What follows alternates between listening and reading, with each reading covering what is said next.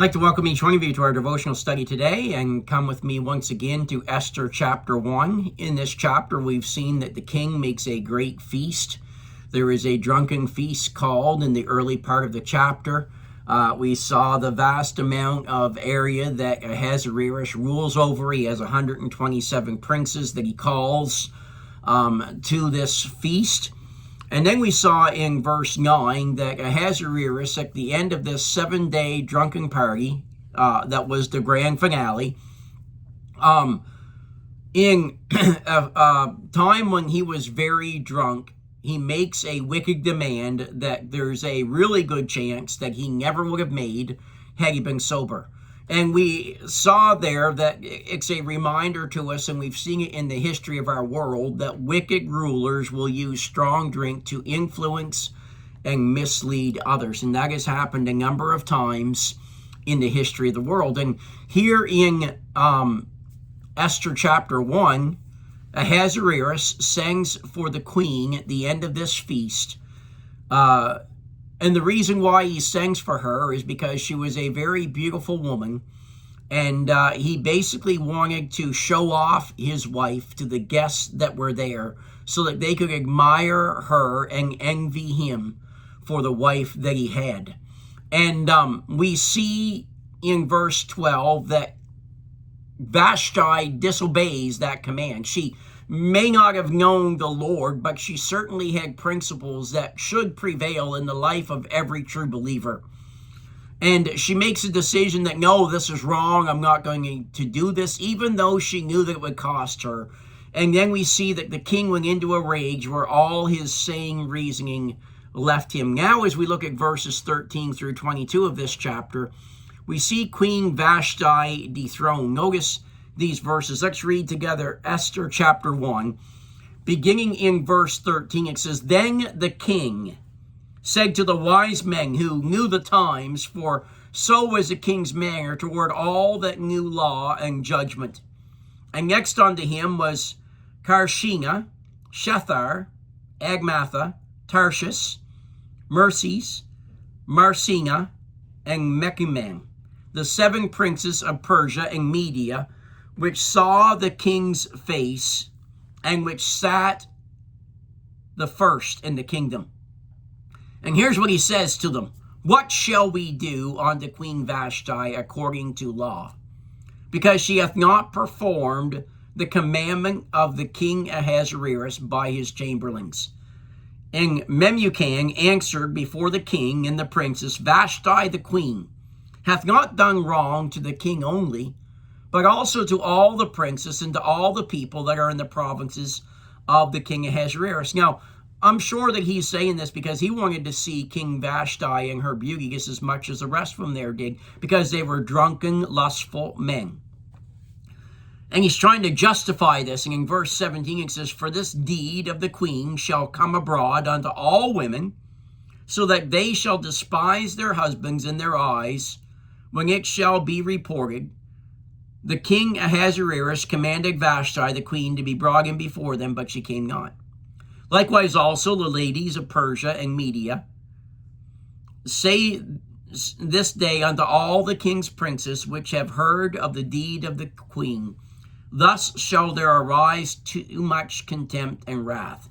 If it please the king, let there go a royal commandment from him, and let it be written among the laws of the Persians and the Medes, that it be not altered, that Vashti come no more before King Ahasuerus, and let the king give her royal estate unto another that is better than she. And when the king's decree, which he shall make, shall be published throughout all his empire, for it is great, all the wives shall give to their husbands honor, both to great and small. And the saying pleased the king and the princess, and the king did according to the word of Memucan. For he sent letters unto all the king's provinces, into every province according to the writing thereof, and to every people after their language, that every man should bear rule in his own house, and that it should be published according to the language of every people. Now, what they are doing here, they're trying to make it sound good on the surface. But what we're seeing is, in a drunken stupor and fit of anger, one foolish decision is leading to another foolish decision. Notice it says here in verse 13 that he consulted the wise men which knew the times. These were likely astrologers, and they would likely give the wrong advice. But not only, it says they knew the times, but keep in mind also they bang at this party. They're drunken. And not only does he consult these people that knew the times, but then in verses 14 and 15, he consults, can I put it this way, his yes men, who always sought to carry favor with the king. You know, they were the ones that always told King Ahasuerus what he wanted to hear, and they were very careful to do that also again here.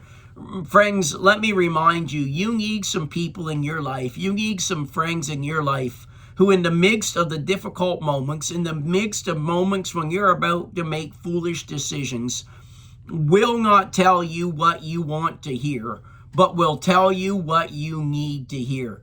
And King Ahasuerus did not have that kind of people around him. The truth of the matter is sometimes what we need to hear is not what we want to hear. And sometimes on the surface, what we need to hear hurts, but we understand that it is for our good and for our benefits. Now, not only were these men yes men, but remember they were probably all drunk, as was the king, when they're having this conversation and trying to decide what it is that they ought to do.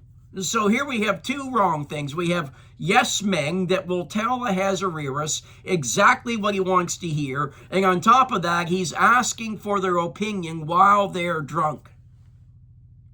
And then notice how Memucan steps forward and recites the possible damage to the king, but not only the king, but to all of the men of the kingdom. Notice what he says here in verses 16 through 18. He says, "But Memucan answered before the king and the princess, Vashti the queen hath not done wrong to the king only, but also to all the princes and to all the people that are in the provinces of the king Ahasuerus. For this deed of the queen shall come abroad unto all women, so that they shall despise their husbands in their eyes. When it shall be reported, the king Ahasuerus commanded Vashti the queen to be brought in before him, but she came not. Likewise also the ladies of Persia and Media say this day unto all the king's princes, which have heard of the deed of the queen, thus shall there arise too much contempt and wrath." What he's saying here is what Vashti has done will be an example to all. And if we let her away with this, then who knows what all the women of these 127 provinces are going to do. So, in essence, what he is saying here, and we're going to see this in the following verse, in verse 19, but he's saying we need to make an example out of Queen Vashti so that nobody else will follow in her footsteps. No doubt, Memucan may have been thinking about the results that would come in his own marriage. Certainly there was no such thing as equality of men and women among the Persians. Women were looked down on and certainly did not have any rights. As a matter of fact, the rights of women were gained under Christianity in modern times. And sadly, those rights are often today abused by feminists who know nothing of the Bible. And so sometimes when we read this passage, we look at it in light of rights of what women have in North America today. But friends, that is not the case. And we need to understand that as we move through this book. And we're going to see here in verses 19 and following the advice that Memucan gives to the king regarding Queen Vashti and the wicked advice that is followed. And we also want to make a couple of biblical applications to that tomorrow as we conclude Esther chapter 1. Have a great day.